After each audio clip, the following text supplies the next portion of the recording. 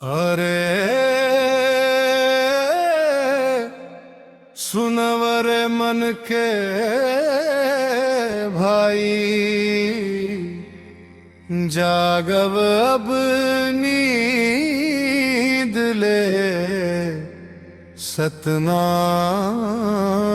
के जोत जलाव, अंधियार ला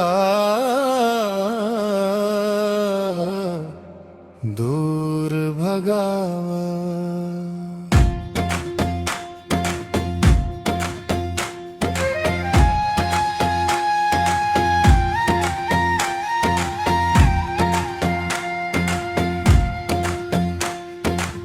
छुआछूत के जहर ला छोड़, ऊंच नीच के भेद ला तोड़, सब मन के एक समान हवाया, ये बात ला दिल मन जोड़व, बाबा का ही न सतनाम मानो, झूठ कपट ला दूर भगाव, सच के रद्दा मन चल रे भाई, जीवन ला सफल बनाव। सतनाम सतनाम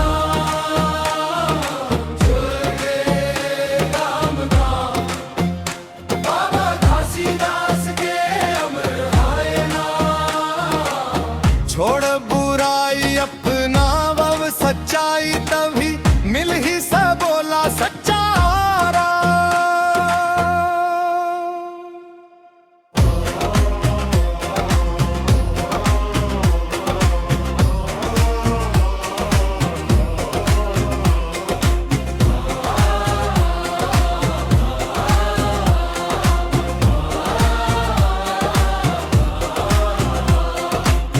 चोरी जुट के आदत छोड़,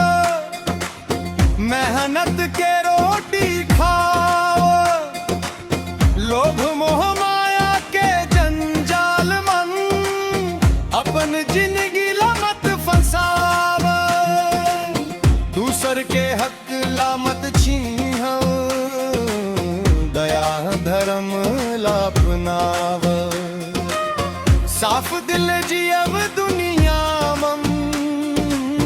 मानवता के दीप जलाव, बाबा घासीदास कही थे मन के एक समाव, न कोई बड़ा न कोई छोटा, सब मन बस थे भगवान, झूठ फरेब के रद्दा छोड़व, सच के संग चल रे,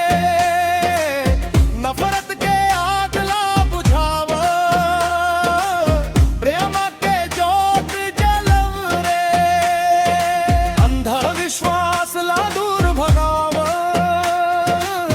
ज्ञान के बात अपनाव, बाबा के दिखाए रद्दा मन, नवा बिहान सजाव। सतनाम सतनाम तुझे दाम दाम, बाबा घासीदास के उड़ाए नाना, छुआछूत लोभ मोह छोड़ब, बन जावब सच्चा इंसान।